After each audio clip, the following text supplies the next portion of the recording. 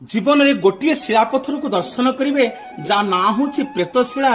सबु पुओ बो आ झील जुआई मान को निश्चित भाव में अनुरोध रहा ये प्रेतशिलार आपण पिंडदान कले आपण मानकर पितृपुरुष उद्धार होइजिबे।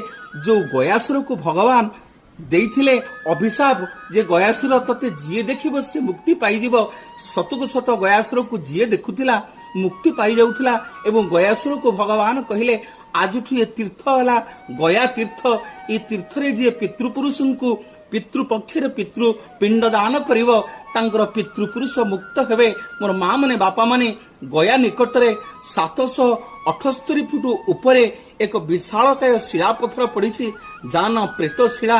आज भी संध्या हेले सेठिकी छाई आसे। आज भी संध्या हेले सेठिकी चिरिमिरी प्रेत मानकर शब्द शुभे। इहलोक आ परलोक सहित ये संजोग होइकी रही।